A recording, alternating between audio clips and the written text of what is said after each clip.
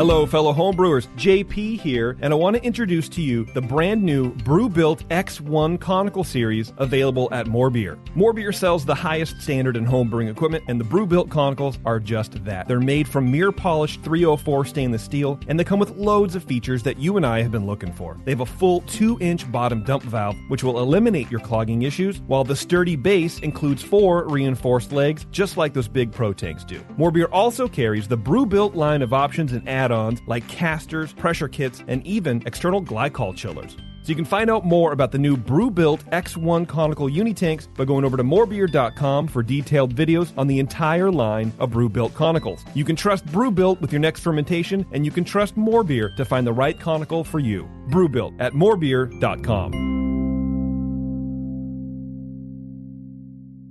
Good day, Brewing Network listeners. It's your old pal, Justin, and I am back with yet another variation of the session during this COVID crisis.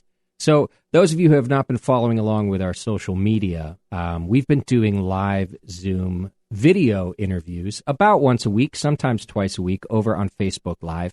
But I wanted to make them part of our podcast as well for those of you who don't have time or the inclination to sit and watch a Facebook video for an hour and a half.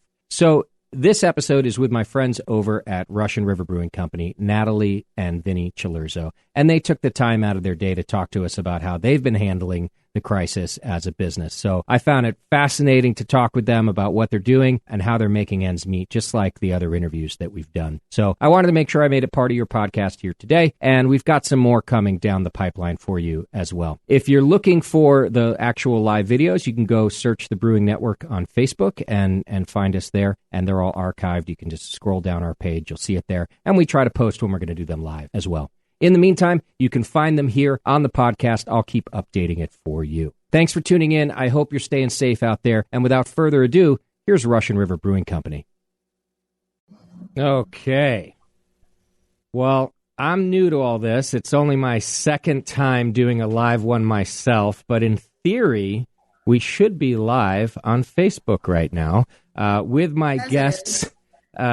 Russian River Brewing Company and my co-host today, Teresa from Crooked Lane. Welcome to my new awkward video show, guys. Hey. Thanks for having us. You look good. Thanks. I really expected your hair to be down to about... we thought out to here. So, Natalie, you and I can always compare notes on hair. You know how the curls they keep it up there. If it were straight, it's it's pretty long. Yeah, it helps. Yeah. If you were to iron your hair, you'd look like Jesus Christ. I've been accused of that before. Yeah. I don't know though, Vin. You're looking a little clean cut up there. Did Natalie trim your hair for you, or what? Yeah. Okay. All right. Nice. Yeah. Nice. Little known fact that my half brother made the original infomercial for the Floby. You're kidding. Yep. Yeah, and that was our nephew Mark. Our nephew Mark was the kid in the infomercial. That's amazing. He was the producer of the video, or he was the guy who made the Floby? No, just the video. He directed and produced the infomercial for it. I see. Okay. We did a Zoom with him yesterday because it was Mother's Day, so with Vinny's mom, and he was kicking himself for giving away all those Flobies all those years ago. Yeah. His hair was pretty long. So, Vinny, are you saying this hair was done by Floby? No, it wasn't. Oh, yeah. I was just joking. Because that would be clutch in the quarantine. Yeah. Well, those are some things that we have to talk about today, of course, is how this quarantine is affecting everybody, even personally, and we'll get to that too. But as you know, the shows I've been doing during this have really been to talk about what breweries have been doing during this time, and me being able to relate to that as someone who sells your beer from my location, which, by the way, I'm pleased to announce that, as ever, Vinny, Russian River is paying my rent, man. Yeah, we sell more Russian River beer than anything else, and it's always been that way. Good. We're happy to help. We are happy to hear that. Helping a lot of restaurants and retailers out right now. We're really proud of that. Yeah. You're helping us too, so thank you. Yeah, it's a two-way street, and but we also feel for all the, bars and stuff out there that can't be open, whether they sell our beer or not. Yeah, our number one account, as you know, probably is not open. Over in the city. Not allowed to be open. Yeah. I was thinking about that today, mostly because selfishly I wanted to know where I rank in your sales list now, and I was like, oh man, well I'm allowed to say the account, right? You're not the other one. Oh, we can. Yeah. Okay. We can say it. Yeah, we can say Hop Grenade Toronado. Gotcha. And then you're fair. 2 accounts. That Two makes it unrelated legal. accounts. Yeah. The other unique thing for us is with this, we were just going into baseball season, right? And we sell a lot of beer at the baseball stadium in San Francisco at the Public House. That's actually who I was thinking of. I thought Toronado, at least during baseball season, was second, and the Public House. I'm honestly not sure, but we had a lot of Blind Pig in the tanks more than we can make. Just for that, it's Blind Pig is still second favorite only to a beer that we've never gotten at the Hop Grenade before, but now we do. Beatification. You guys sold us a case of Beatification this week that I had half of mine to keep to myself, but then I remembered that we're broke and I should sell it. That's what happens when you own your own business. Yeah. Well, did you get that this week or last week? Last week. We got it Thursday. Because I've been working in the warehouse almost every day. And I saw the driver go and grab a case of Beatification off the pallet. We don't sell a lot of that distribution-wise. Right, yeah. And I asked the driver where he was going, and he said East Bay. I didn't ask specifically where it went, but that's obviously where it went. Good. So. It's us, and we take good care of your driver, too. Every time he comes, I give him shirts, and he just... Oh, thank you. I mean, he shows up with so much beer every Thursday, and we just love him. So I'm like, I have a new shirt design that's out now. I wish I had a photo of it, but we're going to promote it tomorrow. It's my Hop Grenade with a mask over it. Oh, yeah. And my listeners actually know that I've been germophobic since we started this thing. It's kind of a thing. And so it just says germophobic since 2005. Perfect. So I promised him I'd get him one of those. Right. Yeah. I love it. So let's go backwards then, because I wanted to start at the beginning with you guys. And I think you guys know this. The industry looks to you guys as an example of what's happening, and if Vinny and Natalie are doing it, we want to know about it. And then not just that, but you guys just opened a very large facility and invested a lot of your money into that, and this has come down too. So I really wanted to sort of start at the beginning and then get to today. So back in mid-March, for me, it was March 16th. The decree comes down that everyone's got to close, and I'm guessing pretty much the same for you, right? Yeah. Pretty much, yeah. So Governor Newsom announced on, I think it was March 15th, that all restaurants had to go to 50% capacity. Okay. And so we tried that, I guess the 16th. Yeah. And then the 17th, the next order came out that we were to shut down. All restaurants were to shut down. All bars closed, restaurants shut down, open for takeout if that worked.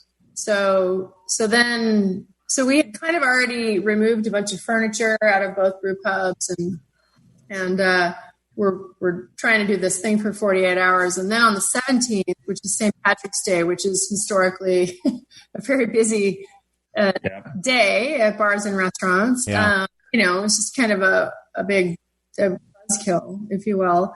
And so that was the day that we ended up, unfortunately, laying off. I guess we furloughed about 142 employees. Wow. Furloughed, 100% laid off. Yeah. And then reduced hours for about another 25. We brought a couple back, but to do other weird things. But and did that include brewery staff, or was that just to close the restaurants? It Brewers, hospitality, housekeeping, because we do our own cleaning and stuff, admin. Yeah, a lot of that. So that was really hard. So we did the same right on the 17th here at the Hop Grenade. Now, Was the brewery shut down as part of that decree back then too, or just the restaurants? No. Breweries have always been deemed essential in California. We're really lucky because, like in Nevada, they're not. In Australia, they're not. So grateful for that. Technically, a brewery is supposed to have an FDA license, which we happen to. Not that they're checking that right now, but that's really what it comes down to, is that the FDA does have jurisdiction over brewery, and that makes you a food facility. Okay. So you get generalized under this umbrella of a food facility.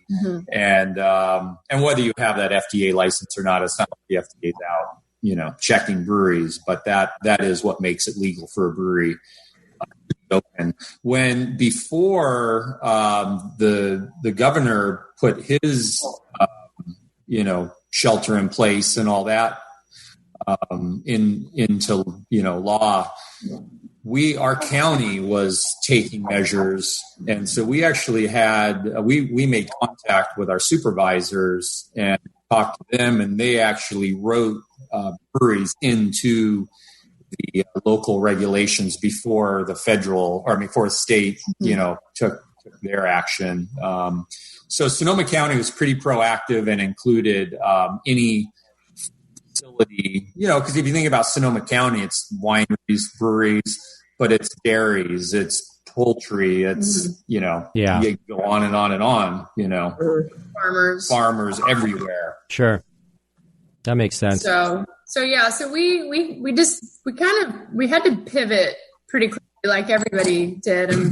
And I don't know. I keep hearing 48 hours. Everybody keeps saying the first 48 hours are just kind of spun wildly out of control. And I think we kind of had a pretty similar experience. And for me, I'm a little more emotional and sensitive than Vinny. Shocking. But for me, I was having a hard time processing having to lay off all of these employees because, we have a lot of long-term employees, and having to tell them, hey, you don't have a job anymore. Yeah.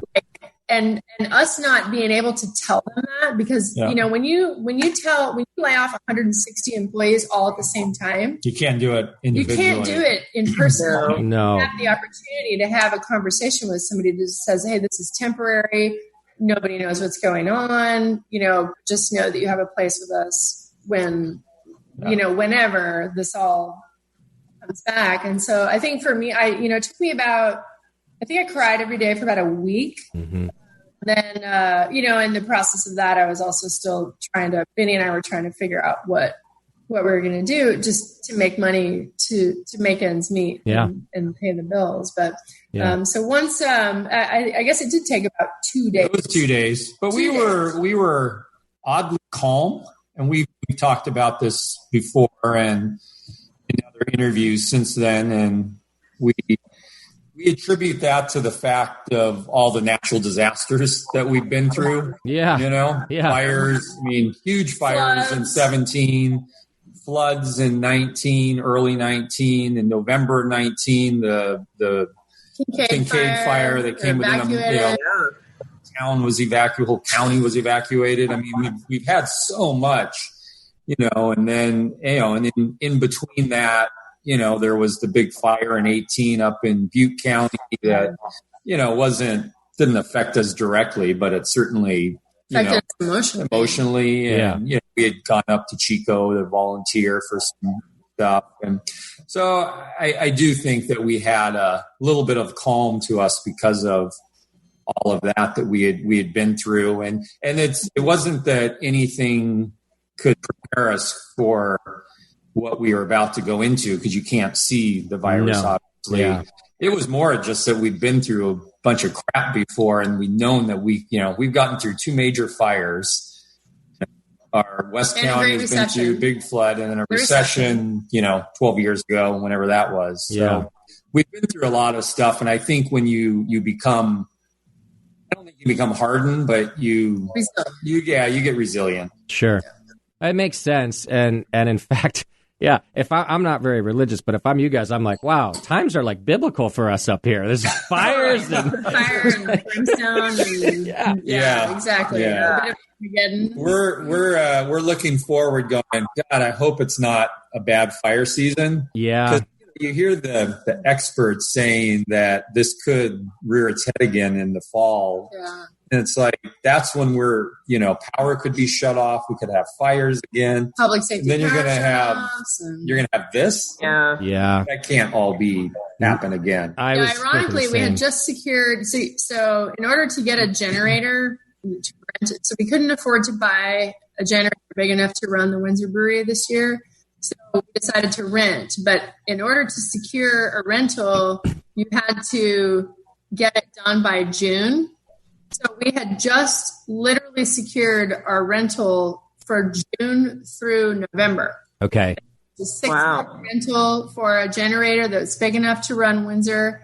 It's $250,000 that we committed to spend on this generator, and I'm not even kidding you. To put some switch gear in. Yeah, we bought some things that were more permanent, but still, it wasn't. It was literally like 3 days later that we had to shut down. Oh my gosh. So, at least we have a generator coming in June. Yeah. And so when stuff like this is happening, and I've said this in some of our other interviews, almost to me, the only comforting part sometimes is that everybody's fucked. Like, as that starts to happen to you, you're like, well, it's not just us, so we're going to figure this out. Everyone's got to figure this out together. Yeah. Before we went on air live, and Teresa and I were just talking about like that feeling of having every tank full, and then you're shut down. Yeah. Oh, what do I do with right.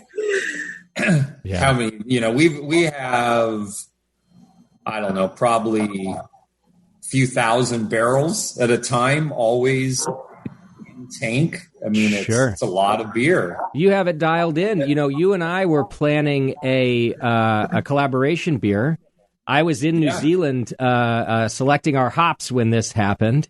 And I just bring it up actually because you had reached out to me, a few months ago, and you're like, "Hey, I'm all for this collaboration project, but you got to get on my schedule. I need to know when the hops are going to be here because you have it dialed in. It's a system." Yeah. So one cog in that wheel. Never mind all the cogs in the wheel.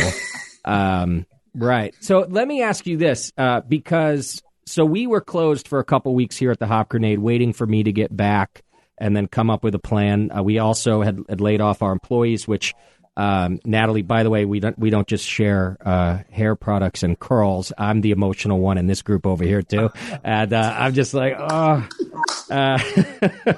and I'm still working every day to figure out how we're going to bring more employees back. But anyhow, in our first week open, I was still able to get a couple kegs from you. And we started doing growler fills because the ABC changed those rules. I actually, you might have thought it was silly, Vinny, but I actually texted you asking if you mind because some of the really good brewers I know, like whenever I would bring up growler fills, like it'd be cool if retailers could do it. They'd go, no, we don't want that. We package our beer the way we package it. And so I asked your permission.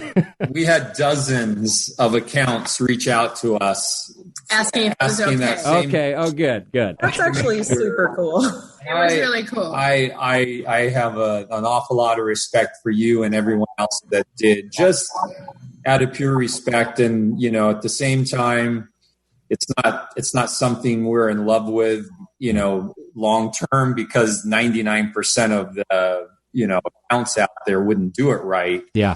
You're a part of the 1%. I'd like to think so. Yeah.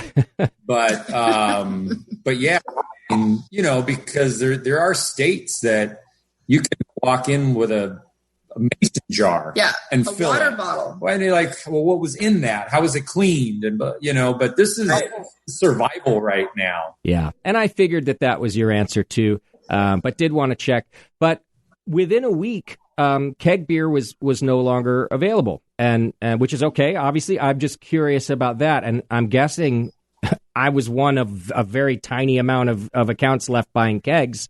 So you needed to switch to bottles and cans, or yeah,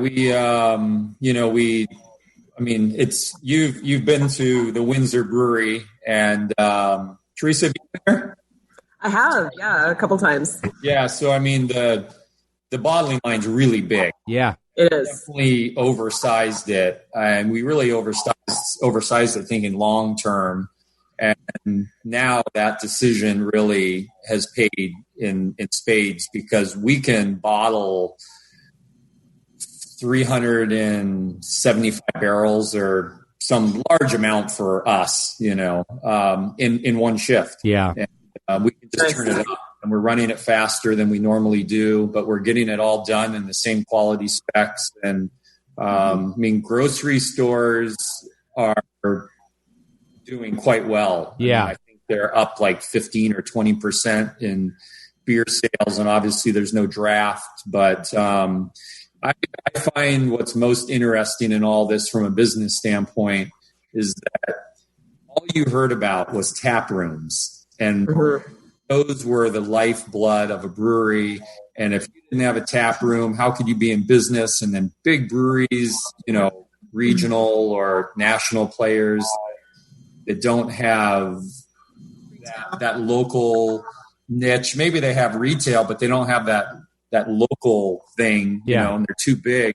Now suddenly they're the ones that are selling all the beer, because they're in the position to sell pallet loads of beer to distributors or directly to grocery stores, however they distribute. And now the shoe is on the foot, if you will. And we feel very fortunate that we've always had this mix of retail and distribution, and it's holding us over right now, along with we're selling direct to consumer, shipping every week, selling beer on our website. So, and I want to ask you about that, but it is a good point you make about the grocery stores. I still find it interesting. I go into my local Safeway and half the shelves are empty, but not the beer aisle. You guys, everybody's keeping that beer aisle stocked. Yeah. And it's not because they're keeping it stocked. They're keeping it stocked. Well, what's interesting was, I can't remember which brewery told me this. One of the larger craft breweries said that the grocery stores couldn't keep all the other, essentials, toilet paper or whatever on the shelf. That if you were a brewery and you wanted to keep your beer on the shelf, you had to go in and restock it. I see. It wasn't going to get put out. Interesting. And, I've heard a lot of our wholesale partners say that sales reps have now been converted into stock clerks. Basically, they they can't call on accounts. Most of their on-premise accounts are closed, and so now they're in markets at 4:00 in the morning stocking shelves. Yeah, I thought that might be the case. Just because everyone's got to move over to that channel, right? So yeah, we all did. I think even in your customers, which are my customers too, your fans, I think that they were somewhat used to restrictions on quantities. In the beginning, when we opened the Hop Grenade, we had to keep it to like 2 or 3 bottles or something. Over the years, we were able to stop having restrictions. But people, now that we're just to go, people call all the time and they're like, well, how much Pliny do you have? And I'm like, I got a shitload of Pliny, and they're like, is there a restriction? Nope. How big's your truck? That's the restriction. And are you a retailer? That's a good question. Yeah. What are you going to do with this beer? That's the other question. Don't sell it again, please. So, I have had a couple of times, we'll send out a social media picture of our beer fridge, like when we get it full of SKUs. And, we're just promoting we have it for sale. 2 times I've had someone call and go, I just got your email. I want everything in the fridge. Oh, and I'm like, I don't think this is for your personal use, So I've had to restrict it only on those like parameters. Yeah, we had somebody call us from Washington a couple weeks ago and know how much Pliny they could buy, and they were going to drive down from the state of Washington, from Seattle. Yeah. they wanted to know what their maximum limit was, which would determine which car they brought. Or which U-Haul. So our manager said, well, how much do you want to buy? And he said, well, 40 cases. He's like, yeah, I'll sell you 10. So you bring the small car. Yeah. But still bigger than a Fiat. Yeah, that's right. Yeah, somewhere between a Fiat and a, and a van. Yeah. Well, okay. We did, with our direct-to-consumer shipping, we had a retailer in Southern California sneak through and get an order in, but after that, I caught it on the second round. 10 cases. Yeah, anytime the orders would come through and I would see a lot, I would pull up the address and plug it into the site. Sneaky. Retailer. Yeah. We're not going to. This is yeah. So let's talk about that then. So here you are, you say you kind of change things in 2 days. And one of the things you immediately have to figure out is how to sell more direct to consumer, right? I assume that was probably your biggest challenge. It was a huge challenge. And with all the things that we know and all the experiences we've had and that big, beautiful brewery that, we built from scratch and, just everything we've gone through. And then it was like grinding gears to try to figure out how to sell, online, direct to consumer. I mean, printing labels was the hardest part. Yeah, the simple thing. Just printing the damn label. The shipping labels. The freaking shipping labels. Yeah. The whole science behind this. And if you don't have all the right software and the right hardware and the right IT guy and the right web person to figure all this stuff out, it's literally like grinding gears. And so literally the first shipment, maybe 1.5. We shipped like 800 cases and we printed out every label on an 8.5 by 11 piece of paper, folded it and taped the shit out of it. Yeah. And so I don't know how many hundreds of dollars of tape we went through. I think the boxes were like a box with a label, and then it was completely wrapped in tape. Yeah. Well, and probably getting their boxes like, what were these guys doing? Yeah. And then we had the first shipment, we had 5 different shipping boxes. Because, of course, there's a shortage on shipping boxes, too, right? Oh, yeah. So the box that we had the most of didn't fit our 510 milliliter bottle. Too tall. And so they were totally janky, and they were all bulbed up mounted on the top. And so we would have to, do all this tape around to try to get it down, and it was definitely not Russian River quality. Hey, do what you have to do. So much better listening to this. I honestly, it kind of a little. So. We were calling every company we could to find shipping boxes, and because we put the beer online for sale the first time. Oh.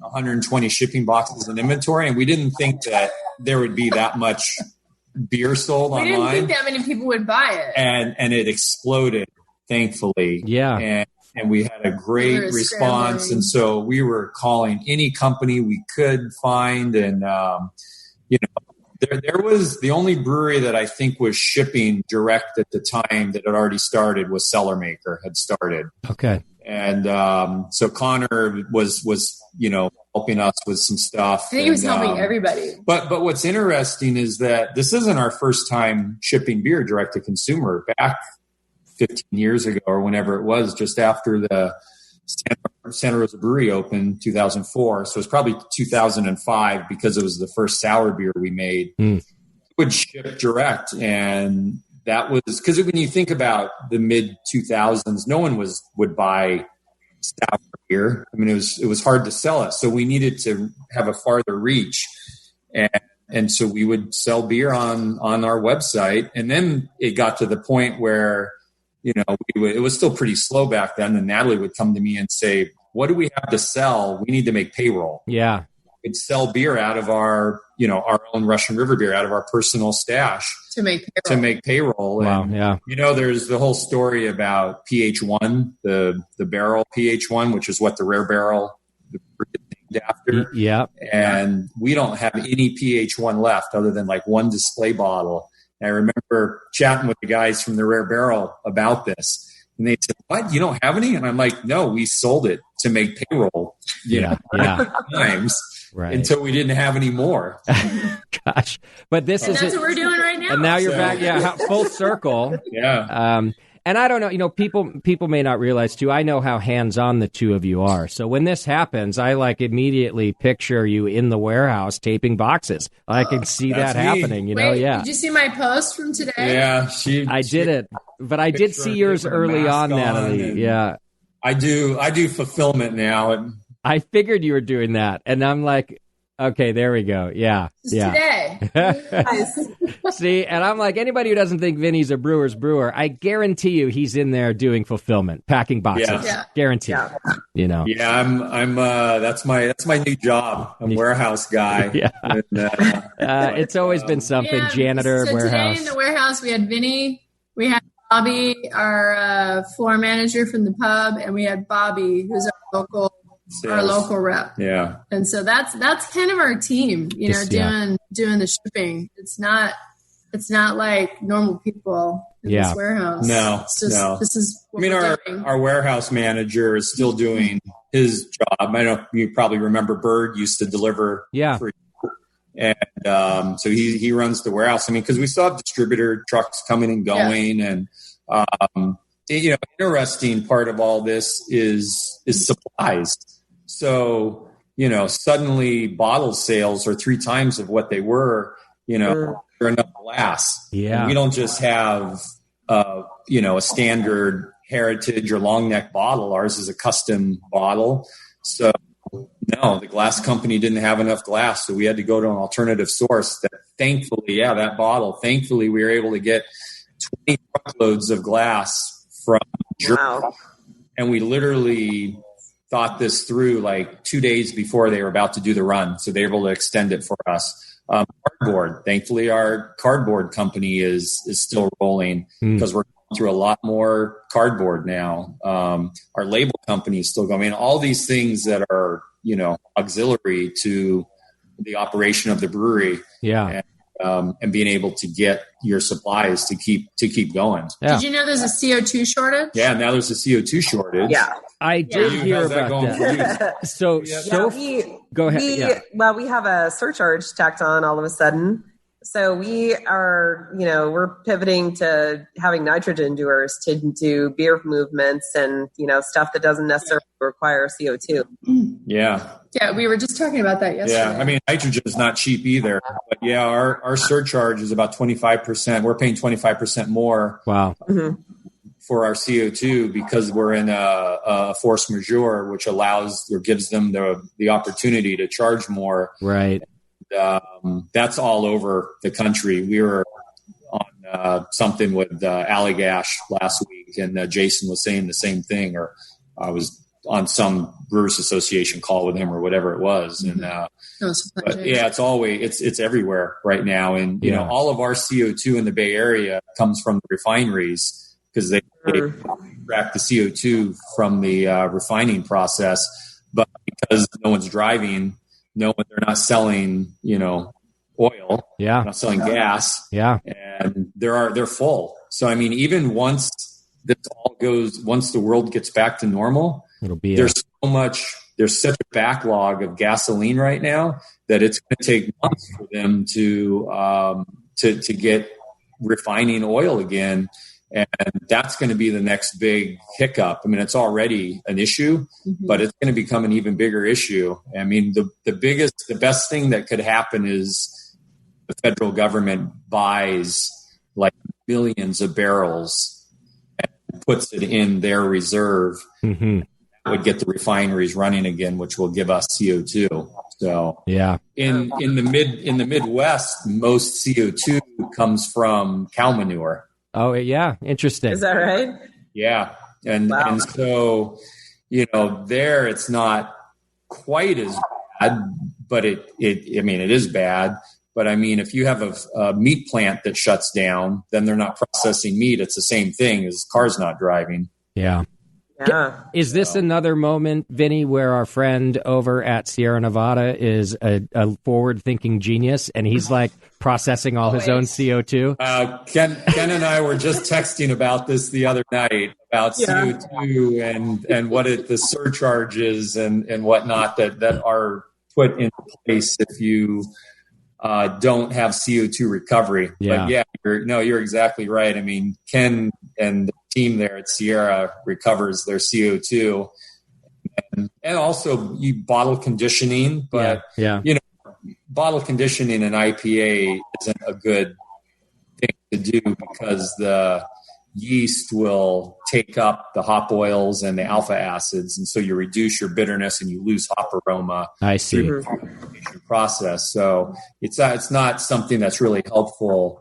And you still need to, if you carbonate your beer, force carbonate your beer. I mean, you can use nitrogen to push beer around from tank to tank, but you still need CO2 to carbonate your beer if you artificially carbonate, which 99% of the breweries in America do. Yeah. Yeah. Well, plus you have those beautiful new open top fermenters that have like zero ability to reclaim CO2, right? Like even if you wanted to cap and capture a little bit, not happening. Not with those. Yeah. No. You've got others, I guess. Or you transfer the beer early from there to a closed top. Okay. Yeah. It's all the things we don't think about. Can I ask you this? Are you, what kind of capacity are you at now compared to before? You selling 30% of your beer, or 40%? I think we're selling. I've thrown the number 70% out. Okay. Okay. Yeah, that's a good number. Okay. I mean, I'll never forget just looking at our tank charts at both breweries, and we had every tank full going into this, thinking, what are we going to do with all this beer? And thankfully, grocery has been doing really good. We took all of the beer that was in tanks in 4th Street at Santa Rosa. We have a little 10-barrel, so a 310-gallon transfer tank that's got forklift pouches in it. It's got glycol connections on it. We've had it for years. Even when we had our old production brewery, that's how we would bottle some of our small one-off beers. Is we would transfer 10 barrels at a time over to our old production brewery. So we're doing that, but like all the Pliny that we had in Santa Rosa, we transferred to Windsor and blended it away. Same with the Blind Pig, Happy Hops. I mean, all the beers that you drink in Santa Rosa are made there. Yeah. But all the small one-off beers, we just pivoted and made can labels for them.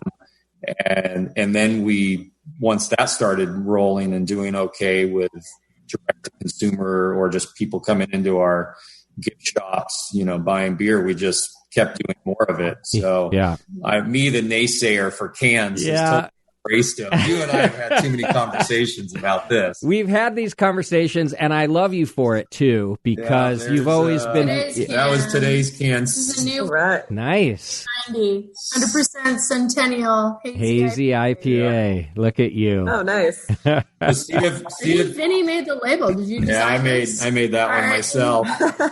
Nice. Nice. I mean, isn't that what the kids want? Either like everything flashy, every color under the rainbow, or like vanilla simple label. Yeah. I can make a vanilla simple label. It's that, or like a lot of the labels I've been getting in here are like very 80s, like they're just straight out of the 80s. A lot of like Miami Vice colors are coming through. Yeah, and people do any have leg warmers on them? Some of them. So I'll tell you I don't even mind saying it. I like these people quite a bit. The guys out at Alvarado Street. They have. We love them. JC's great. They have the wackiest labels. They also kind of have the wackiest beer. And I'm not a very adventurous beer drinker. I'm going to be honest. I'm always having the same beers. And being in here selling beer every day now, because we laid off our employees and I work for free. So I'm tasting more and more, but we'll get these Alvarado Street beers, and it's like, I don't know what, like, description. I could give you the most, like strawberry shortcake, banana hazy juice bomb something, right? And every time I look at it, I'm like, who the fuck is going to buy this? Yeah. And without variants, it's the first beer to sell out every time, every single time. Alvarado Street has a following. They do, and they make killer beer. Like, I make fun of it when I read the description, but it's always a tasty beer. Oh, yeah. I make fun of JC right in his face whenever I see him, just for all the weird things that they put in their beer that I would never do, or like strawberry shortcake or whatever, Yeah. But they're a bit like you in the sense of their following, where people just call and they don't ask what I have from Alvarado Street. They just ask if I have Alvarado Street, and they call and they ask, "Do you have Russian River?" And as soon as you say yes, they just come in and buy whatever it is. Yeah. So okay. So this one, CFJ 90, that's the experimental name for Centennial. I started homebrewing in 1989. I walked into a little homebrew shop in El Cajon, California, so East San Diego County. Yeah. And there was two little, they had 1 ounce bags is what you would buy your hops in back then. At Beer and Wine Craft was this homebrew store. And there's the first time I'd ever seen experimental hops. It was CFJ 4 and CFJ 90. And still to this day, the only other brewer that I know that remembers CFJ 4 is Steve Dressler, former, retired brewmaster of Sierra Nevada. And Ken even barely remembers it, but Dressler and I still, talk about and reminisce about this hop. And I was just a home brewer.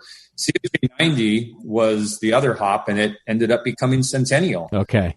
And so we made this once before, but we were looking for a small batch single beer that we knew that we thought would sell well.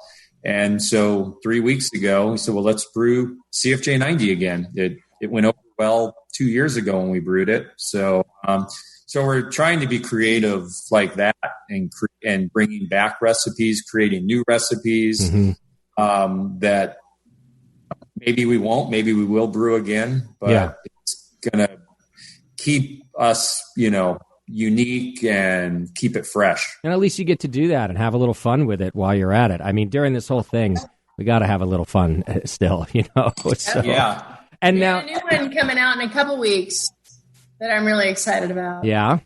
You can tease it for us? ... So stay tuned. Okay. We got a new beer, hasn't been out. We've never made it Never before. made it. Okay. Something we've never done before. So we're really excited. All we'll say is that it has something to do with our most popular beer. Okay. All right. That's it. So it's not something that's going to prompt me to text you and make fun of you for whatever bullshit you came up with, like Alvarado Street. No, I don't think so. Well, I don't know. Maybe. Yeah, maybe so. There's no peanut butter. Yeah. There's no Jelly. weird ingredient in it. How Okay, about fair. that? Yeah. It's the 4 traditional brewing ingredients. Beer flavored beer. Yeah. Yeah. Teresa, what capacity would you say that you guys are at now from where you used to be? How much? I feel like we're pretty similar. We actually just signed a very basic agreement with a local distributor, and they have been taking beers in pallets, and that's allowed us to ramp up our production back to, pre-COVID times. Oh, great. So we've been brewing our asses off for 2 weeks, and now most everything is full. So I'm see if we keep this pace up, because we had let everything kind of run down a bit. Yeah. Okay. But we are very thankful for our canning line. I know you guys were saying the same thing, but for us, we have a bottler, but it's a counter pressure forehead thing that's very manual. So having the canning line has been a lifesaver. But think about if you hadn't signed that deal with a distributor. Then what? You would have. Yeah. Right. This would probably be a different answer. You know what? We actually didn't sign it until 3 weeks ago. So it was actually after all this came together. Did you already distribute to some stores in your area? We self-distribute, and we still are self-distributing. Yeah. So you're not just a. No. We probably had 60% business in bars and restaurants, and then maybe 10% was like off-premise cans. And now, of course, 90% is cans. Yeah. But we're still doing fairly well with beer to go in our premise, and then we're in the big box stores now, which we never were before. So it's been that's been actually pretty cool to be able to grow to that all of a sudden. I don't honestly, really, if we had all our accounts still, and then we had this big opportunity with a distributor to go to big box stores, we wouldn't have had enough beer. So it's all kind of fortuitous in that way for us, but it's still very strange. Yeah. And Justin, what's interesting here is that for years, I mean more than a decade, other future brewers would come to us, brewery and planning would come to Natalie and I and say, what would you suggest? What advice would you give us? Mm-hmm. And we would say 70% of our income at Russian River comes through our brew pub. It's back before we had Windsor.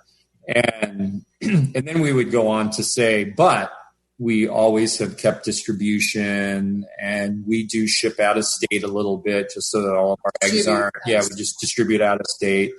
And just so our eggs aren't all in one basket. I'm pretty sure 90% of the brewers in planning that came to us stopped listening to us when they heard us say 70% of our income is from our, on-premise retail. That's where the most money is made, so on and so forth. Yeah. But having that diversity is showing why it's good to have some diversity, between distribution and, we do everything. We sell retail, we self-distribute, and we have distributors both in California and out of California, albeit we don't ship a lot of beer out of California, but it's still something. Yeah. No, I think it's a good point that you make, and some lessons that people are learning now, a little bit about diversification. And even just, what has been sort of the king of big business in recent years, our food supply chain is a good example. What's been the king of our food supply chain in the last decade or more has been efficiency. So a consolidation of meat processing plants, for example, so that farmers have really become efficient in what they grow. Then it goes to a processor, and then it goes to a supermarket. And that's been great to increase margins and keep the supply chain working when it's working perfectly. And when something like this happens, we start to realize how fragile all of those things are. Even though they were effective, they were still fragile. They were glass houses in a sense. And so your diversification is a way to increase the stability of your chain. And if the meat processors hadn't consolidated down to such a thing, it would have not made the food system so fragile too. And I think across the board, we're learning these lessons about how our system works right now at all kinds of levels. Yeah, and the breweries, breweries have their own thing, because we use very unique ingredients, Yeah. And, you can't just get yeast, Yeah. And, one thing we did, the first thing I did was, said, okay, we're going to have some tanks emptied here. What can we brew that we don't brew enough of, but has a following? And for us, that's Damnation, our Belgian ale. First thing we did, ordered a pitch of the specific Belgian yeast that Damnation used. Yeah. And it's now on 4th generation. Wow. We're brewing beers that we're taking up tank space that would normally have other beers that maybe because we don't have all the kegs to sell now. Mm-hmm. But we've, pivoted to these beers that one have a long shelf life, have great shelf stability, but also we know will sell. But I think it also shouldn't be missed that a brewery, we're now waiting, like you said earlier, we're waiting for what our next, move is and we're getting it from the state. And if you're a brewery right now and all of your beer, just got canned and then restaurants reopen, but now you need draft. Well, now you're 14 to 30 days, depending what your cycle is. Yeah. So I'm right now do I can or bottle this entire batch, or do I hold some of it back just in case and go back to selling draft beer? Yeah. And then if it doesn't happen, what do I do with that beer? Mm-hmm. I'm so glad you're bringing this up. Well, at least restaurants, you can sell them packaged beer that still sell on premise. and perhaps be able to continue to sell off premise for a while. Who knows, right? Yeah. We'll see how long the ABC lets the Wild West continue out here. But, you know, at least, you know, from a brewer's standpoint, if you have cans and bottles, you can still say, well, I don't have draft for you right now, but I do have these other things. Sure. Well, maybe it may not be ideal. At least you can. Well, but it brings up a great point about trying to plan anything right now is a fool's errand. And so I'm going to take this opportunity to bring up the PPP loan system, the Payroll Protection Program, and what it means to be open as a tap room or a bar or a restaurant in California. And so about over a week ago, 10 days ago, our Governor Newsom gets on the news and says, hey, you know, settle down, everybody. For restaurants and such, we're talking months, not weeks before they open up. And then a few days later, I get my Payroll Protection Program loan for the Hop Grenade. And I come up with this plan of how to use it, because you have to use it within a certain time and you have to use it the right way. But that's okay, because to me, I'm excited. I can bring back not all, but some employees. And I'm making this whole plan about what it looks like to continue doing what I'm doing now, not be open, because that's what Newsom said, and bring my staff back. And literally, as I'm on the phone hiring them back, Newsom's back on the air saying, oh, we're talking days, not weeks, before we get word about what it looks like to be open in the restaurant sector. And now I'm going, okay, I've just come up with a plan to spend this money to be open a certain way. And now, I don't know, in 7 days, 12 days, 29 days, I don't know how many days I'm going to be allowed to be open. 150 days. And because I don't know what being open looks like, because he hasn't said that, am I open at 30%? Is it outside seating only? Is it? So you can, I'm sure, tell that I'm a little frustrated by it. It's been frustrating. Us too. I had a big staff meeting, a video call just like this, to express to them, I'm so sorry I don't have more information for you. I keep trying to get it, and I keep making a plan, and every time I make the plan, it goes to waste anyway. And so did you guys get funding for these types of things and running into the same problems? Yeah, we did. So we applied for the PPP in the first wave through our bank, who was an approved SBA PPP lender. And we got it. It funded on 4/20, April 20th. So our clock is ticking. Yeah. So 8 weeks to spend whatever money you're going to spend of this loan. Yeah. And then you have until June 30th to bring back 100% of your employees. Is that what it is now? That's to 100%? Yeah, okay. Well, it's 100% at their full rate of pay. And then anything less than that reduces the forgiveness. Got it. So we honestly, you know, tons of lost sleep and, you know, pulling my hair out and racking my brain and number crunching and, well, what do we do? Should we bring everybody back? Because, you know, tips are included in this. And yeah. So tips are not a wage that employers actually pay your employees. Tips are something that customers pay your employees. Credit card tips just flow through and then are taxed through the payroll system. And so it actually ends up costing you more money by bringing them back and paying them not only their wage, but their tips and then their benefits and all that stuff. And so, you know, we ran the numbers 20,000 different ways. And then we realized that, you know, most of them are making more money on unemployment. Right. So that wouldn't actually... For now. That wouldn't be the right thing to do to bring and I'm talking like kitchen, dishwashers, support positions. I mean, granted, some bartenders and servers, I know they make more than $26 an hour, all in, but it just wasn't the right thing to do. Yeah. And for us, it was kind of an all or nothing. And so we just decided that we would leave everybody furloughed. Unemployment has been a nightmare for them. And so many of them have just worked so hard just to get their money. And so I don't want to mess with that for them because we don't know how long this is going on. So pretend you bring everybody back. You put them all back on payroll now. The 8 weeks ends. The money runs out. We're still not open. Then you what? lay them all off again. Yeah. And they start. Exactly. That's right where I landed, because I just thought, okay, in however many days, I'm at least going to know something about what it looks like to be open, and then I could make a more educated decision about how to spend this money on my staff.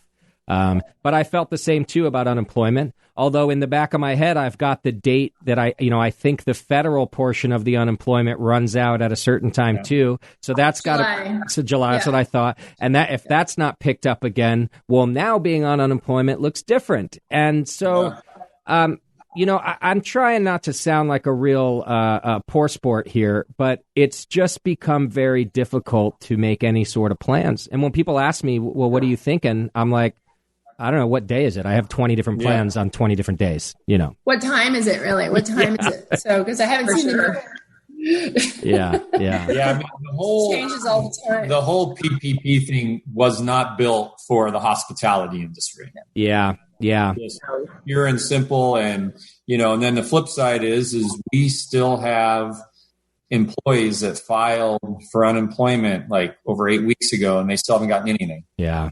Yeah, so, I've heard that. Federal or state, because of federal rolls through the state. It's just like, Right. And, I mean, that first pay cycle, we just wrote checks to a bunch of our employees that needed. We just did another payroll. We just did a whole payroll. We just paid everybody. I see. That's very nice. Because it was the right thing to do. Because rent was coming, and we were just worried about them. And, It's so difficult. Our HR director spends probably most of her time helping employees with unemployment. Yeah, I believe that.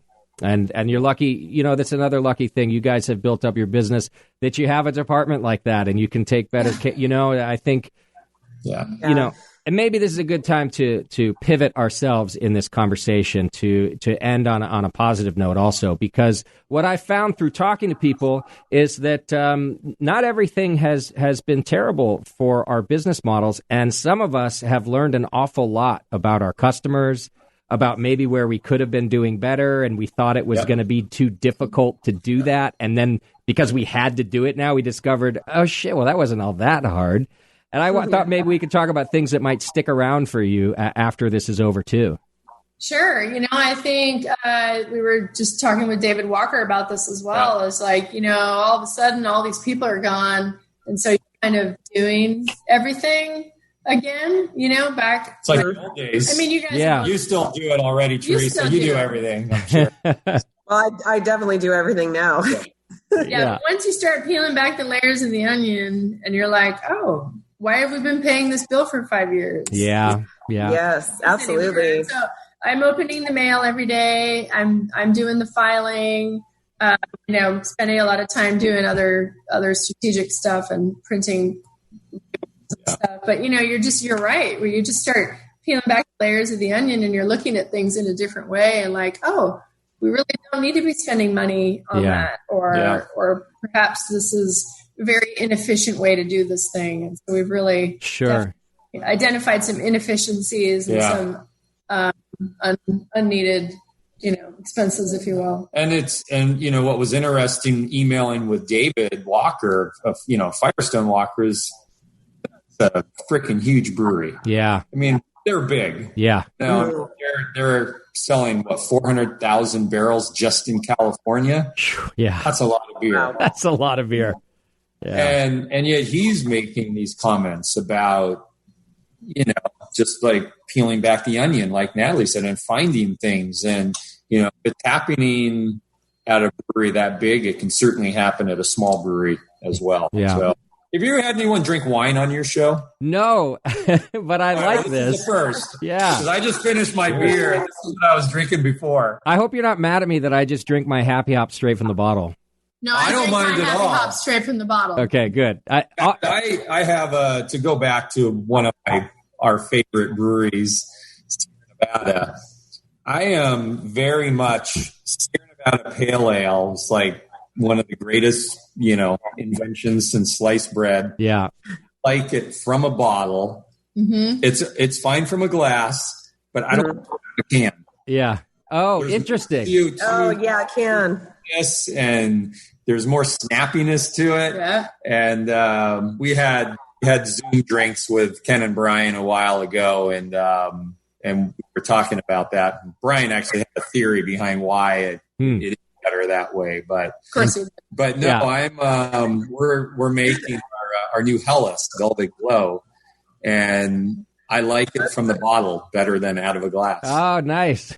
Oh, very It's tighter cool. and more snappy. Yeah, we just got some of that too. I haven't tried this batch yet, so I'll have to. Yeah. do that. Velvet Glow is excellent. Yeah, it's the it's perfect summer beer. Okay, good. It's awesome. So I do just want to comment that you're right. There's something about getting back in there and doing things that maybe you hadn't done in a while. And I don't think that it means that anyone has neglected their business per se, but you just sort of, as things evolve, you know that your time should be spent doing a few other things and not kind of down in the weeds sometimes. And I kind of equate it to like, I don't watch a lot of TV, but there was like a show where like about the boss, whatever the CEO of the company would come to work like in disguise to figure out what was like really Undercover boss. Undercover boss. There you go. Yeah. That's how little I watch TV. Yeah.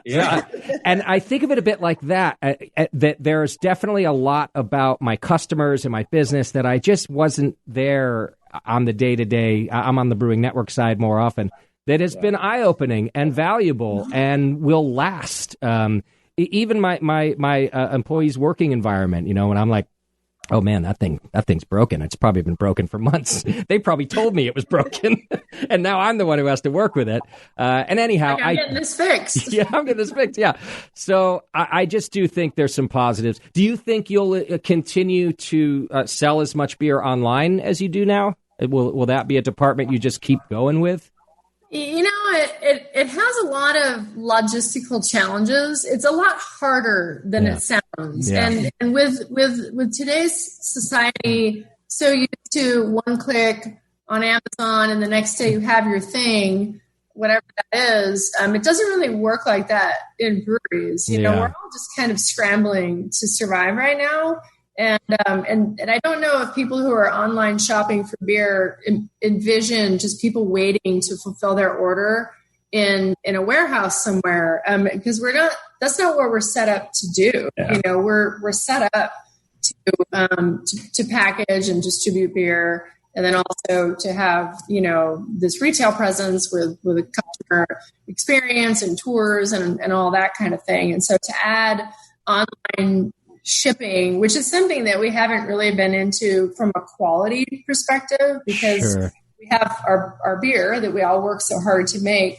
We put it in a box, and then we put the box on the back of the truck. Yeah. And then we just hope and pray that box stays intact, doesn't cook, doesn't end up lost, doesn't end up getting stolen, and shows up at the customer's door in great shape. But that's just, that anxiety of watching it leave the brewery and having absolutely no control over it is concerning. So I envision that we would take a break over the summer. Yeah, the summer for sure. I mean, there's going to be, I look at my, I've looked during construction of the new brewery, the weather app was our best friend, along with the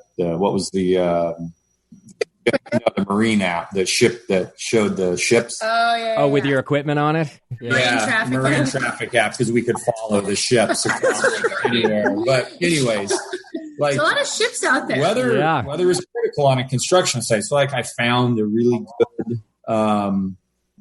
like the local KTVU Fox station, like their app has like 10 days of weather. Yeah. And, from what I understand, Bill Martin's a home brewer, so how can you not trust him? That's right. I actually don't know if that's true or not. I've only I think I've someone told me that has a reliable source, but I really Maybe don't he's know. watching. But Yeah. He was a home brewer. He'd be a fan of the Brewing Network. anyways, long story short, I knew a week ago that today was going to be cool. I know that next Monday is going to be cool, and so it's a shipping, because we ship almost all of our beer on Mondays. So, okay. But like Natalie was saying, we can't do this through the summer. I mean, we are looking for ways to just talk to one of our managers today about starting to look for an insulating material that you can put in a box that's not styrofoam, that's recyclable. Yeah. And then to the box. But we're not there's no way we want to do, styrofoam, something that's not recyclable. It's just against our ethos. So right. I think we will to some degree, but it's not going to be full on, because the other thing is everyone's home right now. So everyone is home to accept a shipment that has to have an adult signature. How many businesses allow their employees to have personal packages shipped to them at work? Alcohol. I honestly, I don't know the answer to that. I'm just throwing it out there. But that's going to change. That's something that you have to think about. And so I think it'll become a seasonal thing for us. Okay. And we'll roll with it, that way, maybe special releases and whatnot. Do you have any predictions of what we might hear tomorrow? I hear that Newsom's going to jump on and address maybe restaurants directly and what might be allowed. Have you guys, I know that, again, it's a fool's errand, but I have to ask. I may have a little intel that I can't really share at the moment. Okay. On the board of directors for the CCBA. Oh, yeah. But I have a feeling that that there will be more clarification on how restaurants may operate. Hopefully tomorrow. But you know what? That said, I feel like every time we think he's going to get on and make some clarification that might help us in this industry, I walk away feeling less clear than I did. I've walked away. I mean, I've been tuning into all the big press conferences that he had, because they run on any major TV news station's website. And then I walked away from most of them underwhelmed. It's been today I'm just laying out this. We'll tell you something next week. And the next week, it's next week. And it's just this it's perpetuating. But I think that, as hard as it is for us to make decisions about our lives and our businesses, I can't imagine being a public official trying to make decisions for 40 million people or 300 million people. Yeah. I just can't even, or billion, however many, bajillion people live in the country, in the world. Yeah. I can't even imagine the pressure and all of for me, I feel like information is coming through a fire hose. And if you're the governor of a state or even the president or a leader of a country, that information coming through must be coming through 10 fire hoses. Yeah. So. I don't disagree with you. And as I, the more frustrated I become, I do try to remember that. I don't envy the position of any of them. And I don't spend a lot of time disparaging them either. But it's just that at my most frustrated moments, I'm kind of like, I don't even care what the rules are anymore. I'm over it. Tell me what to do. If I have to stand on one leg and hold my breath and pat my head, I'll do it. Just tell me what to do. Like I'm a Can you do that and pour a beer though? Yeah. If I have to, I'm a survivor, Vinny. I will do that. Okay. Just making sure. Teresa, can you do it? Oh, I can do just about anything at this point. Yeah. Whatever it takes. Yeah, and it's just I'm a very loyal citizen in that sense. I'll just do what I'm told. I just want to know. Sorry, Teresa.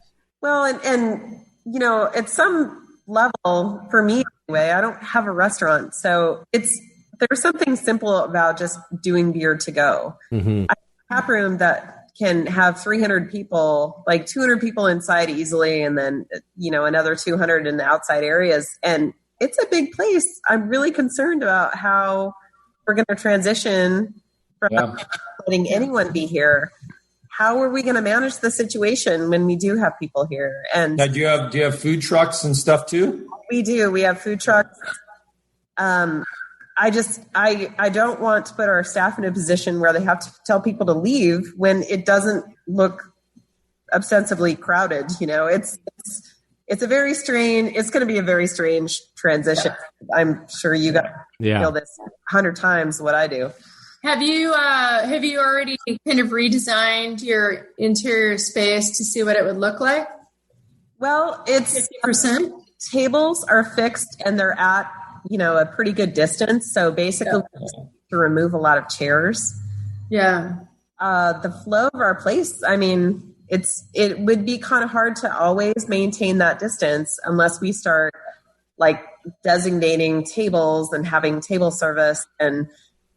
Yeah, I don't know. It's a challenge. I've only done that, Natalie, as a mental exercise, and I'll tell you why. Partly because there's a number that's low enough that I'm not opening past what I'm doing right now. Yeah. You know what I mean? I had that same Yeah. We've run those numbers. Doing a break-even analysis for the Windsor pub. We're doing a great to-go business downtown. So in the Santa Rosa pub, we might just keep doing pizza and beer to go. Well, it's kind of a no-brainer. But in the Windsor Brewery, it really makes sense if we can't make a certain number, amount of money every day to open at all. Because the food prep is so much higher. Because the food and the labor is so high. And it's a giant space, and the menu is more complicated, and the food costs are high. And so, I think you just have to run the numbers and just determine, like, is this even worth it for me, or do we just continue to do takeout and just focus on that? And yeah, that's exactly where I'm at, because right now, I'm a small partnership, and me and my partner are just here working for free. But if I have to bring back even 6-7 people, but can only operate at, say, 25%, that's some hard math. And so I am waiting to see what these are before I kind of physically go out there and take a look at things. But I do go through the mental exercise every time I walk into this place. You know what I mean? You always think it's something different. I actually went on, so we use the No Wait app, or I guess Yelp owns it now, which is the Hostess. I went in there and I redesigned it, and we redesigned the whole restaurant. We pulled all the tables and chairs out. We have storage, so you guys probably don't have as much storage as we do. But we pulled them all out, and then I went in there and I redesigned that table layout, and that kind of helped with the visualization and also to count seats. And that's what I've been trying to do. I just wrote it down. You just told me something new, the No Wait app. I'm going to go check that out, Natalie. Yeah, because I've been asking our GM to do the same. Like, hey, I need some numbers. I need to know how many bodies is 25%, how many bodies is 50. Yeah, things like that. Yeah, what does that look like? We've also tasked both kitchen. Well, not really Santa Rosa because it's pizza, but Windsor. We have a new menu designed for that, or a reduced menu pared down. Pulled out the high cost items. Yeah, smart. All the things to just being prepared for A, B, C, or D, whatever. Yeah. Is thrown at us. But I was thinking that as I watch the news every night, and there's a story about a restaurant inevitably on every station, it was like, well, what do these people do with their leftover chairs and tables? Well, one of them just put blue painter's tape over them and taped them together. It's like, well, there went your ambiance. Exactly. Yeah. But I mean, like, we have extra space. We can stash stuff away in a warehouse, put them on pallets, whatever. But what about that little restaurant, mom and pop place? They don't have that ability. What about Justin? I mean, that's you. I'm just like that. So, and I'm glad you bring that up too, because also I'm reading every example I can find, because there are states that have opened right with their restaurants. So I'm just reading what everyone's doing, and one of the problems I have you mentioned is storage. And I read about a restaurateur, I believe, in Texas, who he just gave a very nice, concise description of why people go out to eat. And it's not just because the food's good. We go out for the experience. We go out to interact.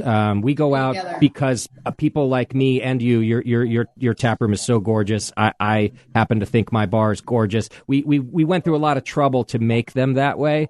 And so somebody sent me a link today that people were putting plastic shower curtains in between tables. And I just went, nice. I get it that you're trying to follow safety procedures, but no, I'm not doing it. Maybe a dive bar would be cool. Sure, yeah.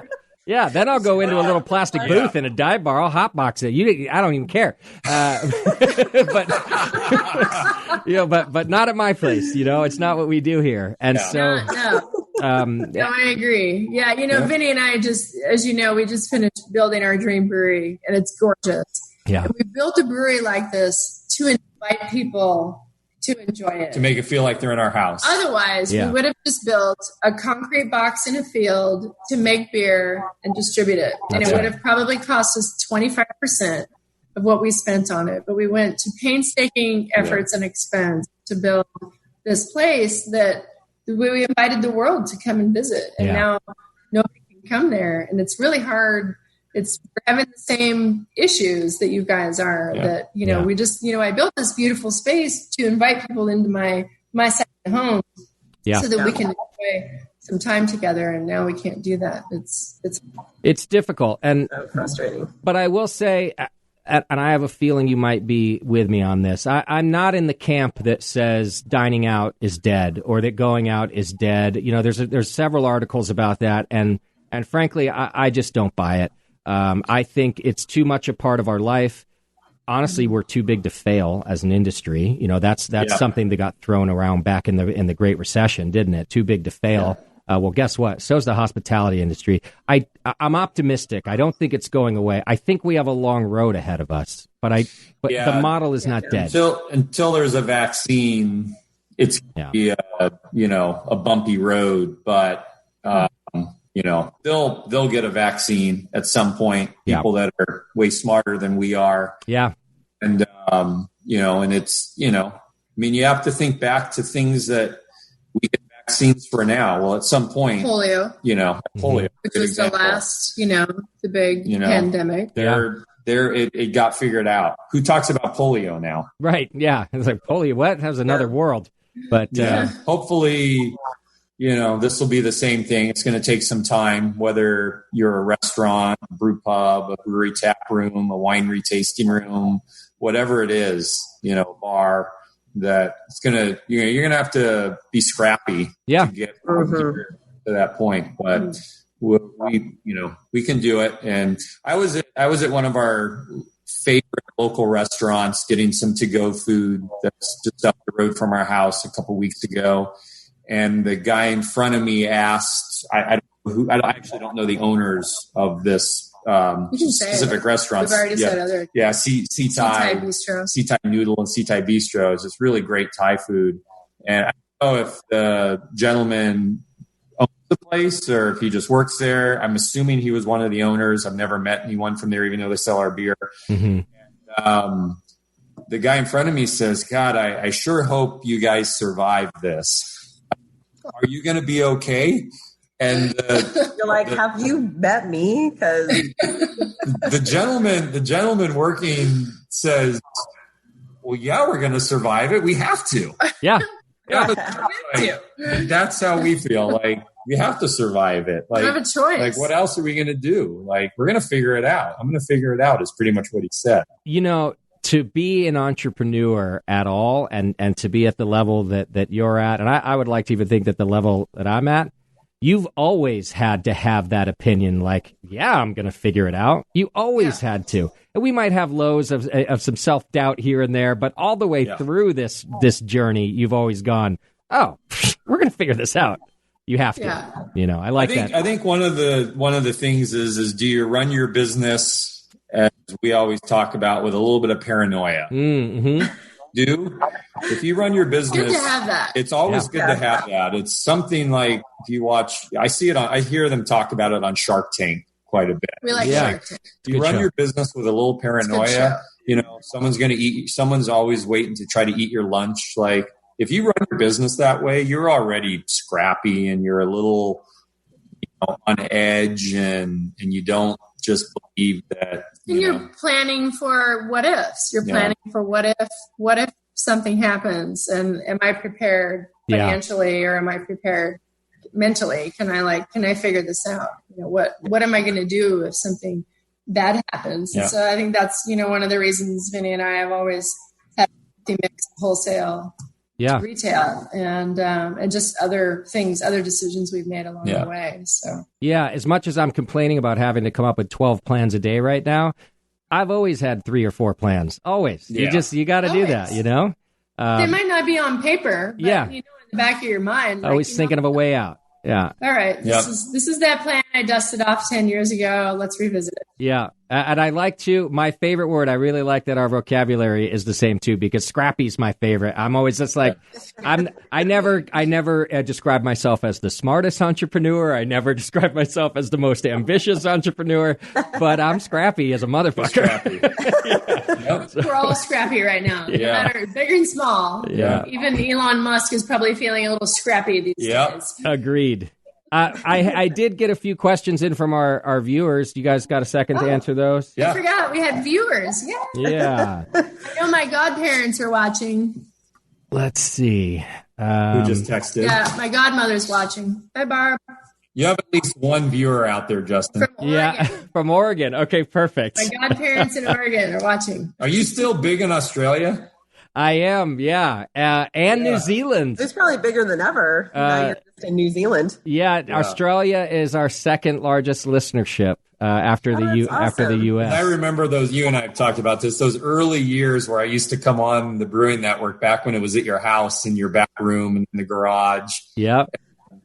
There was people in Australia back then. And in the live chat room asking questions all the time. Yeah. So as I traveled around New Zealand, I got messages from listeners just saying, hey, we heard on the show that you're here. Come visit my brewery. Come stay at my house. Cool. And in fact, when the lockdown was happening here in the U.S., it wasn't happening there yet. And a bunch of people were offering me these amazing places to stay, to ride it out. And I was like, I'm not going home. This sounds amazing. But then they locked down New Zealand too, so I had to get back to work here. Yeah. Let's see. Zach is on the chat on Facebook, and he wants to know, Vinny, what draws you to the Centennial hops so much? It seems to be of use in a lot of your beers, but a lot of modern brewers might think it's a little humdrum, but you don't. Yeah. A lot of modern brewers do think it's pedestrian, but it's a great filler hop, and it helps lift the flavor of a lot of other, whether old varieties or new modern varieties. One of the cornerstones of that hop is just, it's like super cascade. And, that's why I wish that hop CFJ4 would have made it, because it honestly, I thought, was a better hop than CFJ90. I can still remember that hop. And if Steve Dressler was here, he'd tell you the same thing. He and I have many beers talking about CFJ4, but CFJ90 Centennial, it has like really great flavors of citrus. And like, if you want citrus, you can go to Centennial. And it's not, also from a cost standpoint, it's not near as expensive as many of the newer, more modern varieties. And what I love seeing is some of these new Fandango, younger, more hip breweries, hip to the consumer, that are finding that you can use Centennial and Chinook in a hazy IPA.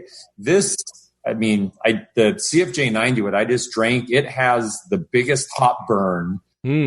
There's such a mix of what little yeast is in there, and polyphenols and the oils. It really carries a lot of the same qualities as some of these modern hops when you get it at quantity. But yeah, I say, go back and look at some of these older varieties. They actually pair really well with newer varieties. Yeah. Or, on their own. And, you think about a beer like, Two Hearted from Bell's, that's all Centennial. Sierra Nevada Celebration, that beer is built on the new crop of Centennial coming out. And that's when Sierra starts brewing, Celebration. Yeah. So it's a super variety for all those reasons. It's a good point you make about mixing the new school and the older school too. Like I said, I'm not a very adventurous drinker, but now that I'm in the shop more often right now, I'm checking a few more breweries out. Ghost Town is a brewery we've been getting a lot from out of Oakland, and I'm really liking their beers. And every time I look up the hops, it's usually something a bit older with something newer, like Amarillo. Not as old as the C hops, but it's been around a little while, and they're putting that with a brand new one, like Rakov. I hadn't even heard of Rakov. Amarillo and Simcoe are both 20 years old. Wow. Give or take a year. They both came out about the same time. And and Amarillo is a great, filter hop with all of its beautiful stone fruit qualities that it has. And then what's really unique is like Chinook. I know a lot of the hazy IPA brewers have discovered Chinook and that it's a great hop to pair with some of the newer hops. But what's interesting is you start looking at like Chinook from different regions. Yakima is much different than Chinook from Idaho. And you throw Michigan in the mix where it's just full on straight pineapple. Wow. Michigan Chinook. And that's not a bad thing. It's really, we just had a batch of Hop to It with Idaho Chinook from our friends at Gooding Farms. And I remember seeing those Chinooks when I visited Diane there many years ago. And I finally brewed with them recently. And I'm in love with Idaho Chinook. Nice. I can't wait to brew with them again. Yeah, I had forgotten about that hop. I don't know if I told you this story, but we went to revive my favorite pale ale, Pale 31, down at Firestone. Matt invited the Brewing Network to come brew another version with him. We named it after my hop grenade in this case, but it was pretty much Pale 31 with a few twists. And he laid out a bunch of hops on the table. There was probably 7 different varieties. All of them had been used in Pale 31 and then some extras too. And, there was some new school stuff on there, Citra and a bunch of others. And everyone in that room stopped in their tracks when we smelt the Chinook. And I was like, I have forgotten about this hop. It is the best hop on the table. Everybody agreed. And I don't know where his was from. Pig, Oh, it is? Yeah. Favorite IPA? Since day one. Really? It's been in Blind Pig. Yeah. Since the 90s. Yeah, since the 90s. So good. And maybe that's why I even forgot about it, because it's been around since the 90s. But yeah. And that hop's been, that was like the 1970s hop. Yeah. So sure. It knows like disco. Yeah. We do have some listeners in our chat from Australia right now, as a matter of fact. All right. John D wants to know, since we're talking about beer specifically, if you have any recipe hints about your Helles. So anything that the Helles? About your Helles. Yeah, they want any kind of hints about it that might, make what you think makes a great Helles. Yeah, so it's a pretty simple recipe. It's more about technique, and it's all Weyermann malt. It's Weyermann Pilsner malt, and then this old heritage variety that Weyermann brought back called Barca Pils. And so it's a mix of Barca Pils and the regular Pilsner malt. So Barca is the variety of barley, and it's an old heirloom. I think it's German, but it just adds this richness and mouthfeel. We use a lot of Best Pale, which is an English malt, in a lot of our ales because you can add mouthfeel without, adding a cloying sweetness to it. So that's how we use the Barca. Our hops are Tradition, Hallertau, Mittelfrüh, and Tettnang. So they're all old traditional, like land race varieties. But I think the cornerstone beyond, good yeast and good sanitation is your water. Oh. You really need to have a focus on water to make great lagers and great pale lagers like Pilsner and Helles. So in Windsor, we actually installed a second hot liquor tank. So we have our regular hot liquor tank that we get, 99% of our water from. And then we have this other hot liquor tank that quite honestly sits empty 95% of the time.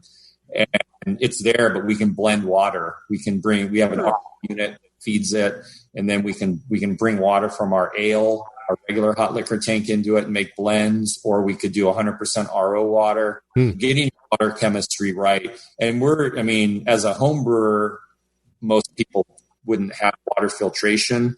It's probably better to just go to the store and buy, how many gallons you need of simple purified water, and then add your calcium chloride back and whatnot. What we do, which is very difficult to do on a homebrew scale, is we blend in some of our ale hot liquor water, and that gives us some of those micro minerals and salts that you can get if you were just to take 100% reverse osmosis or distilled water or purified water, whatever you can get as a home brewer, and then just add in a little bit of calcium, chloride. You're missing those nuances. Right. So water to me becomes the cornerstone of the lager.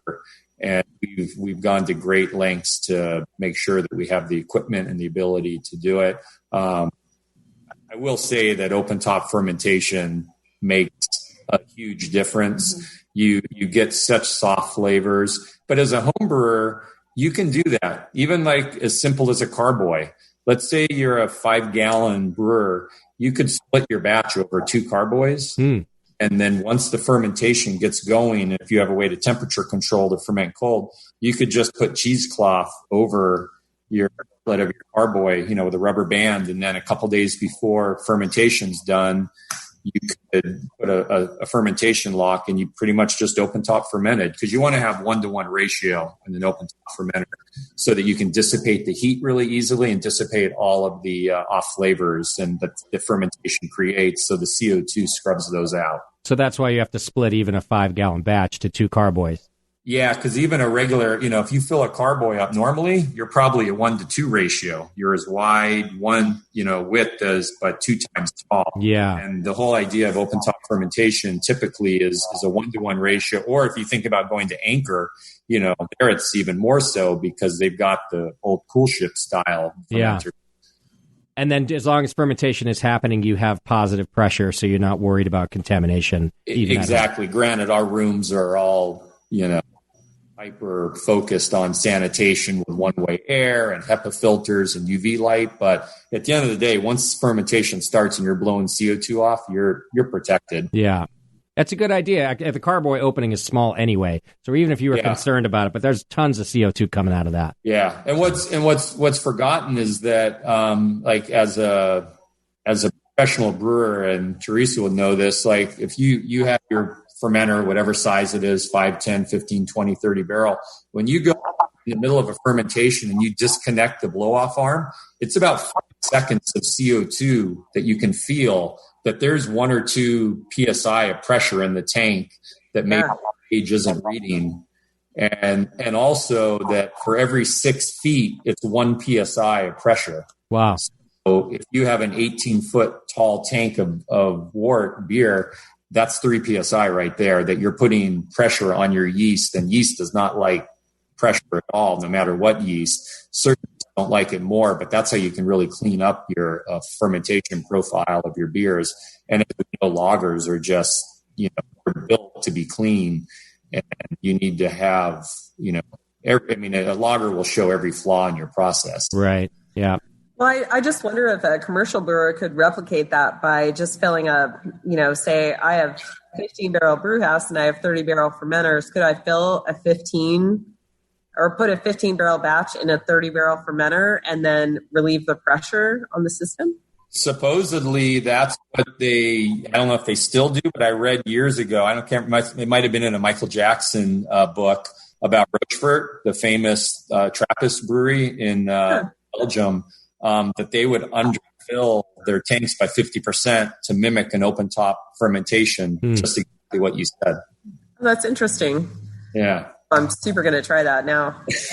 Well, now you got capacity now to do it.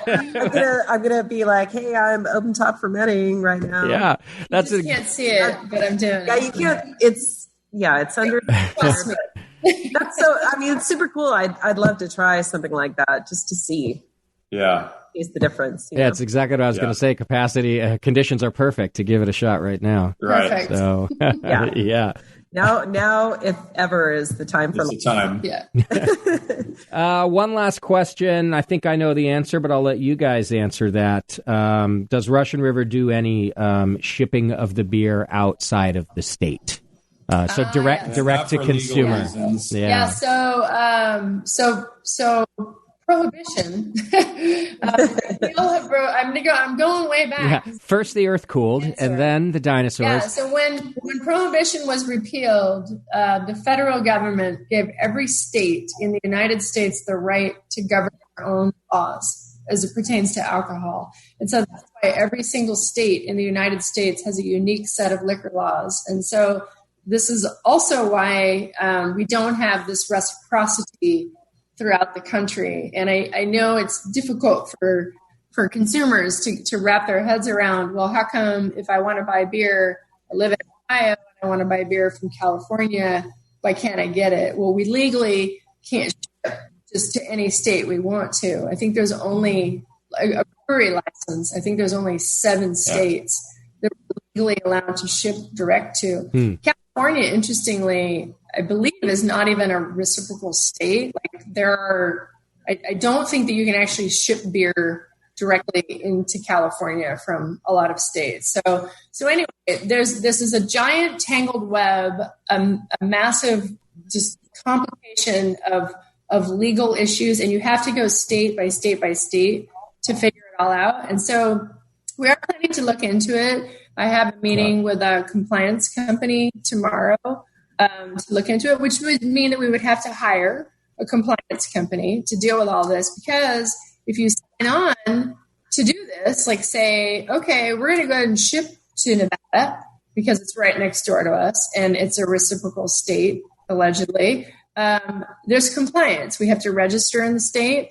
We have to pay fees, and then we have to monitor it. And we have to then monthly and annually provide reports back to the state to say how much we shipped, et cetera, et cetera, et cetera. So it's really not an easy process. It would be like distributing there with a distributor. Sure. Like, for instance, we ship beer to Oregon every month. Well, we have to fill out, not every state's like this. We ship beer to Colorado. There's no monthly statement, but Oregon, there is. When we used to sell beer to Washington, we had to fill out a monthly form that I filled out every month. And so direct to consumer shipping, a lot of times you'll end up having all the compliance that you need to deal with. Even if you ship one case to one person one time, right, it's the same compliance. And so it's so complicated, and it's really hard to explain that to everybody. And I know people are frustrated because they're like, well, I just want to order your beer, but we don't want to sell it to you. Mm-hmm. It's that it's not that easy. It's more than likely illegal, and B, it's just complicated. So we're looking into it, but regardless, it would still be very expensive because Vinny and I are committed to quality, and we would still only ship beer overnight. Yeah. So even if you live on the East Coast and say it is a legal state, you're going to pay for overnight shipping. Yeah. And that's just that's the only way we'll allow our beer to get into the consumers. In California, we can ship anywhere with a shipping company that goes to like 80% of the state the next day. Overnight, yeah. Mm-hmm. Regular shipping. So it's a lot different going out of California. Yeah. I'm surprised to hear you say that don't give up hope. We're looking at boxes with insulation and ice packs and how we could pull it off. Wouldn't be over the summer. It would be like a fall program. While it's cool and mild. Yeah. I'm surprised to hear you're even looking into it at all. And then in terms of the cost, the first thought that came to my mind is I always underestimate what beer fans are willing to pay to get good beer. Yeah. And that's right? If people want to pay for it. It's crazy to me. We're always appreciative. Shipping overnight out of state is very expensive. It is, but you'll have, it won't be everybody, but it'll be enough people that it will surprise you, right? That'll be like, yeah, no problem. An extra $100? Cool. Done. Like, great. People love good beer. It's probably going to be extra $200, $300 to get to these. I know. Yeah. It might be. Yeah. It's heavy. Group orders. Yeah. It is heavy. All right. Well, hang on. Let's see. Did I have one more here? Nope. That's it for our questions now. As always, I lied to you, and we went well over an hour. That's okay. It always does with you. You know this already. We expected no less. Yeah. The reason I popped off a few minutes ago was to shut the oven off to stop eating dinner. Good call. Oh, yeah. You guys now know whatever Justin says, add an hour. It's fine. Pretty much. Yeah. She's used to that with me, though, with the brewery time. Okay, fair. Time right there. Well, I'm so glad that we got to catch up. On a personal note, I'm just happy to see your faces and that you guys are doing well. I've been thinking about you a lot since the very beginning. And then on a professional note, I just appreciate all your time that you always spend with us to talk about this. I know there's a bunch of brewers everywhere that want to hear what you guys are up to. So I just appreciate it very, very much. Thank you. Thank you. Well, it's great catching up with you, Teresa. Good to see you. Yeah, it was fun. You guys too. Thank you for hanging out with us. Yeah. And look forward to having a beer in person with both of you. One day soon. You know that we're going to start like violating these rules soon, and I'll just stand. I'll stand at the other side of the parking lot and have a beer with you or something. Well, a virtual beer festival. Yeah, someone sent me that, and I was like, "Are you crazy?" But that sounds weird. Yeah. It does. It does lack some of the mojo, the real beer festival. Yeah, definitely lacking a lot. Okay, folks at home, thank you so much for viewing and hanging out with us today. I appreciate your time and attention also. And please do take care of yourselves and be safe. I'll keep doing my best to schedule more of these so we can keep hearing from your favorite brewers. But take care of yourselves and your families out there. And take care of your beer, too. It still has to stay in the fridge just because all hell is breaking loose elsewhere. Keep your beer cold, right? All right. Thanks, everybody. We'll see you next time. Thanks, everybody. Bye. Stay safe.